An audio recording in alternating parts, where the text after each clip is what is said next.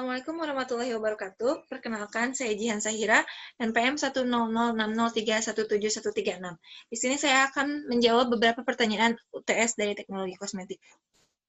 Yang pertama yaitu sebutkan dan jelaskan mekanisme pembersihan kulit.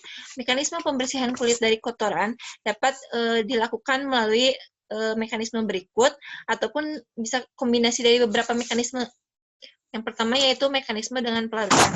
Tujuannya yaitu untuk melarutkan kotoran-kotoran yang memiliki kelarutan yang sama dengan pelarutnya.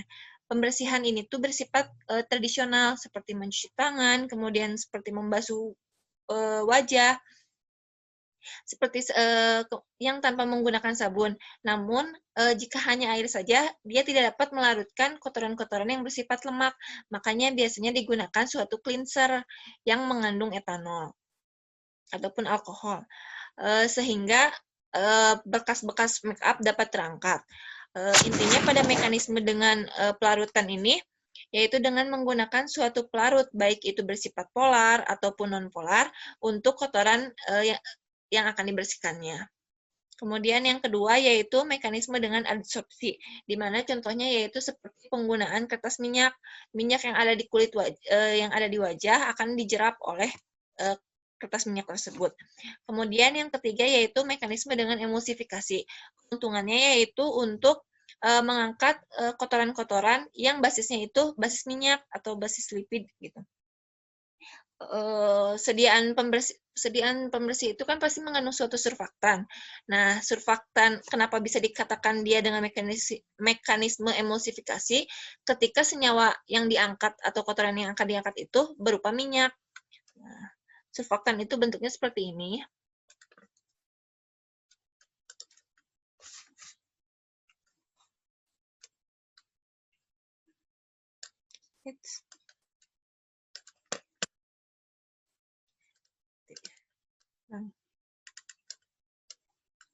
Di mana bagian atas ini dia suka terhadap air, dan yang bagian bawah dia tidak suka air atau sukanya bagian lipid. Jadi ketika ada kotoran di tangan misalnya, maka bagian yang tidak suka air ini akan mengangkat.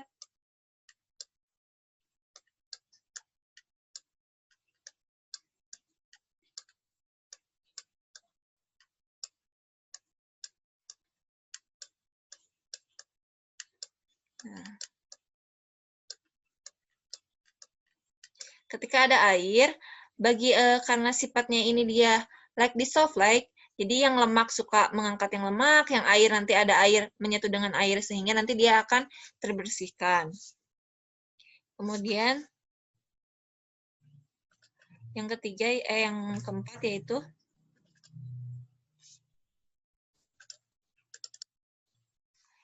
yaitu mekanisme dengan mekanik. Pembersihannya itu dengan cara dibersihkan dengan cara disikat, digosok, atau dengan menggunakan peeling seperti Foreo Luna dengan menggunakan suatu mesin. Kemudian nomor 2, jelaskan 3 jenis mekanisme kerja moisturizer, sertakan dengan gambarnya.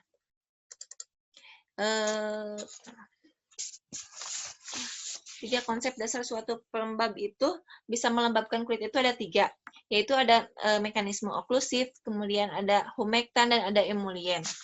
Pada dasarnya, kulit wajah pun sudah mempunyai faktor pelembabnya, yaitu NMF atau Natural Moisturizer Factor. Nah, tapi karena iringnya usia, NMF ini fungsinya bisa berkurang gitu, sehingga bisa diatasi dengan penggunaan suatu pelembab. Nah, yang pertama yaitu menggunakan mekanisme oklusif, di mana pada mekanisme ini singkatnya bisa dikatakan dengan membuat suatu lapisan lipid di bagian atasnya.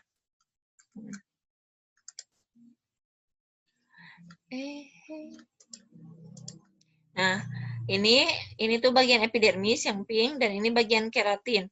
Jadi, ketika suatu sediaan ini dilapisi ke permukaannya, maka akan terbentuk suatu lipid film atau lapisan lipid.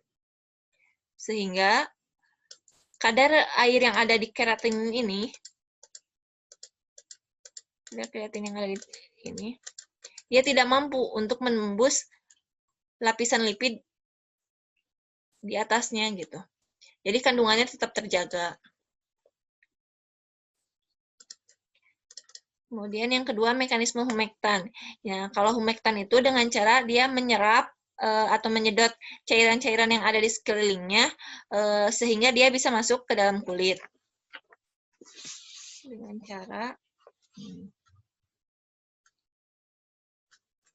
Nah, jadi ketika ada kandungan air di luar lingkungan, lapisan kulit ini misalnya udah digunakan suatu pelembab. Nah, maka dia akan menarik masuk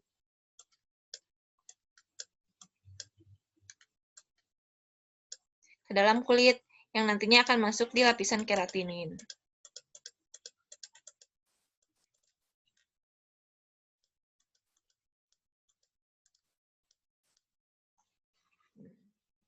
Kemudian yang ketiga yaitu dengan mekanisme emolien, yaitu dengan mengisi atau merekatkan dinding sela-sela dalam kulit dengan bantuan minyak, sehingga kulit akan terasa lembut. Nah, seperti berikut. Oke. Nah, kan bagian epidermis ini berupa dinding-dinding lapisan bawah kulit ini. Nah, karena dia berupa dinding-dinding yang tidak saling merekat, maka direkatkan dengan bantuan butiran minyak. Nah, di sini sehingga dinding-dindingnya semakin merekat gitu. Kemudian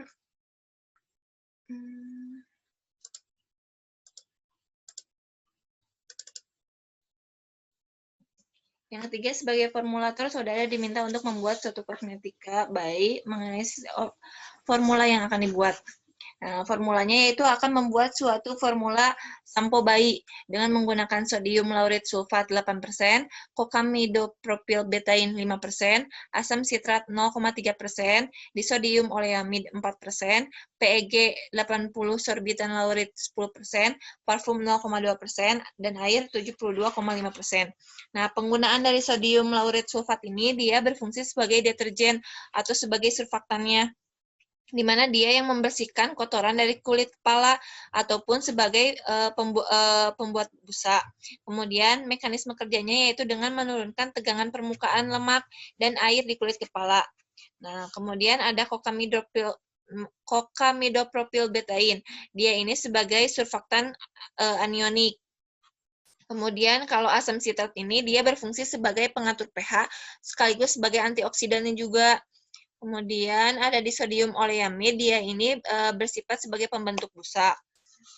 Kalau PEG 80 sorbitan lauryl ini dia sebagai peningkat viskositas, di mana kekentalan itu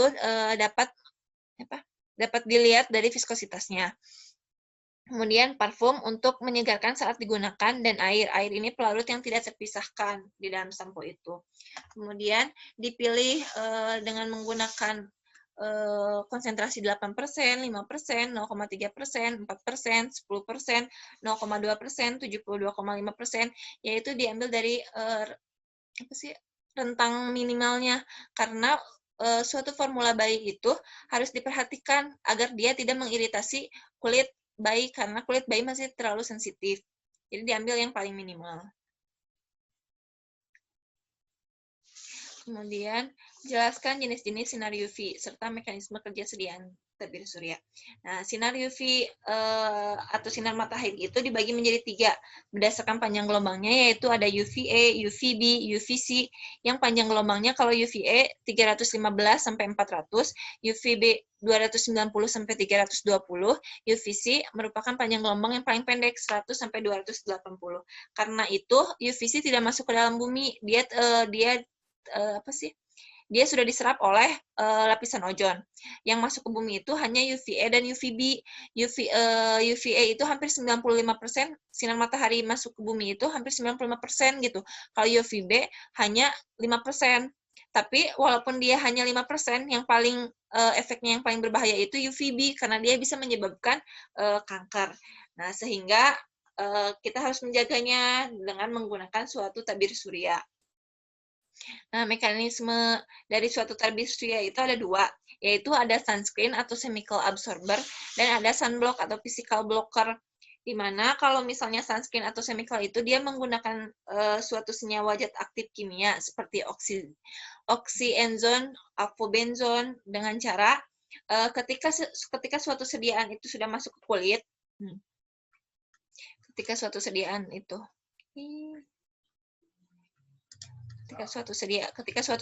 masuk ke kulit, ketika dia masuk ke dalam kulit, ini kulit, kemudian ada sediaannya di atas ini, kemudian ada sinar matahari masuk.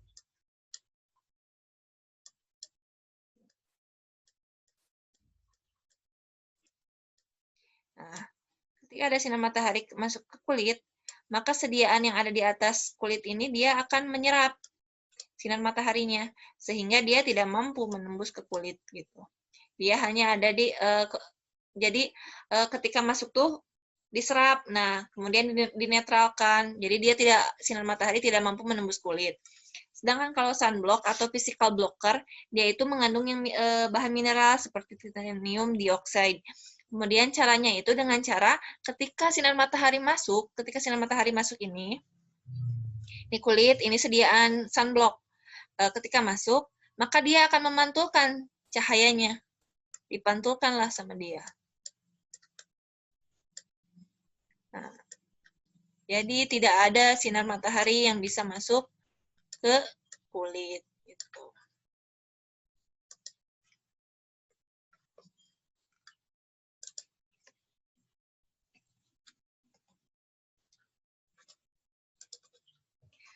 Nah, cukup sekian penjelasan yang dapat saya berikan. Kurang lebihnya mohon maaf. Wabillahi taufiq wal hidayah. Wassalamualaikum warahmatullahi wabarakatuh.